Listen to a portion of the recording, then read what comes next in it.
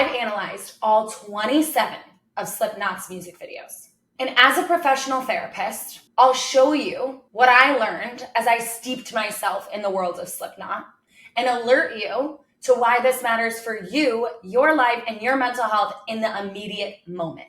And at the end, I'll tell you and show you how steeping myself in the blood and the guts of Slipknot impacted my mental health.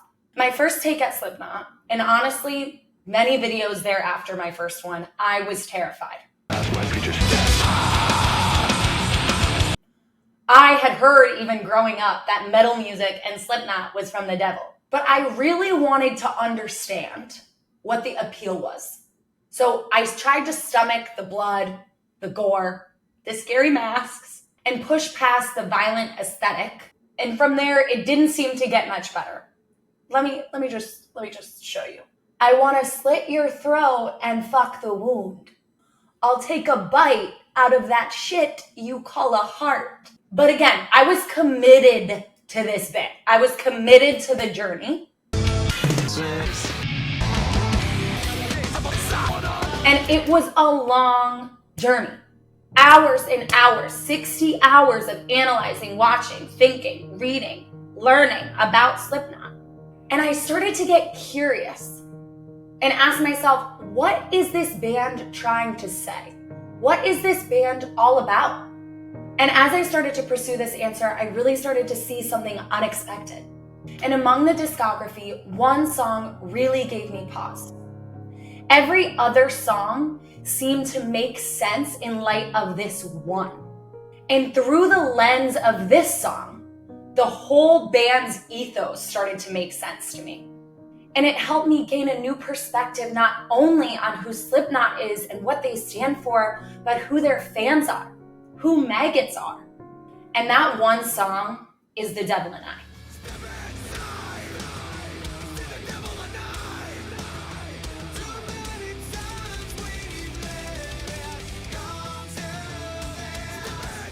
And it's simple. Instead of masking our pain, Slipknot invites us to wear it. And what I know about therapy is nothing happens, nothing changes, no healing can be done until we bring the darkness to the surface. The band doesn't just sing about pain, they wear their pain. Floor clown, debauchery. I invent the evilest thing I possibly can put on my face. Constructed of leather, cop shades, a chrome Ming the Merciless hat, put it all together, can't see shit, can't breathe, can't feel, can't do anything. Very painful. That was a personal pain. I lost my dad the album before and my mom the album before. And that's how I felt. I didn't want to talk. I didn't want to do interviews. Their masks tell their stories. They bear their own scars. It's not just kitschy cosplay. It's their blood on the page. It's their authentic story. And as a therapist, my best clients do that. My clients who heal the fastest, who work the hardest, who find what they are looking for, are the ones that bring their pain to the surface. And one thing that makes this approach so special is that Slipknot isn't trying to be a band of hope. Slipknot isn't trying to get you to work on your mental health. All they're doing is saying pain doesn't belong inside. It belongs where we can see it. And when your pain is outside, they don't tell you what to do with it because that's not really their lane. They just get it out of you. And once they do, they trust that you can do something with it. And this message seeps into the fan base themselves. Maggots choose to engage. They choose to share their stories. They choose to face the devil in themselves, to face their pain, to bring the devil in to the surface.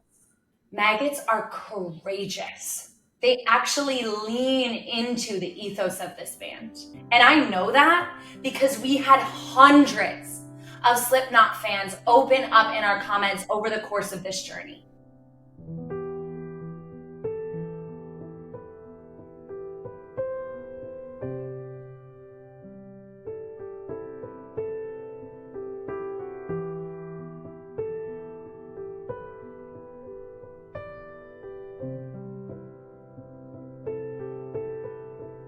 And this band inspired me to bring my pain to the surface.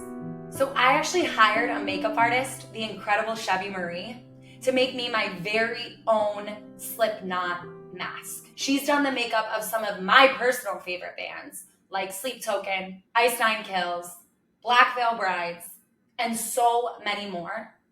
And we worked together to create a mask of my pain, to bring my darkness to the surface.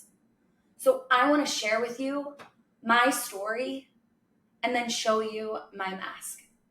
I started in high school to feel like maybe I could fit in some places, and I got invited to prom in like kind of the cool kid group. I wasn't a cool kid. And I didn't drink in high school, but I drank on my prom night, and I ended up being raped, and basically in front of everyone, and no one stopped it. I was unconscious. I couldn't consent. And not only did they not step in, but they actually blamed me. Apparently, one of the girls had a crush on this guy and couldn't believe that I would hook up with him, even though I had no idea what I was doing. And so no one in the school would talk to me. My best friend stopped talking to me. And actually, I performed the national anthem at a talent show that I planned because I was in student council. And as soon as I got on stage, they started chanting his name. It was like a terrible movie. I sang the national anthem somehow and ran off stage crying. But even when I got this feeling, like even if I didn't feel like I did something wrong, it was always my fault. Because I just was wrong. Like I just was not good enough. And people would always leave me. It felt like I loved so hard. And I would give every single thing I had to these friendships, to these relationships, and they would always leave. I had this horrible breakup in college where he told me he didn't love me and never would. And I loved him so much. And that really continued when I lost one of my best friends to suicide my freshman year of college. And I felt so guilty. I felt like if I were a better person and were a better friend and had tried harder, that maybe I could have saved him. So, in honor of Slipknot, inviting us all to face the devil and I, by bringing our pain to the surface, literally putting it on our faces so that we can face it, I decided to make my own Slipknot mask. This is the devil in me. This is the pain that I carry inside. This belief that no matter how hard I try, no matter how many good things I do, no matter how much work I put in to be a good, beautiful, kind light in this world, that my not good enoughness, my unworthiness literally flows through my veins and will always come to the surface.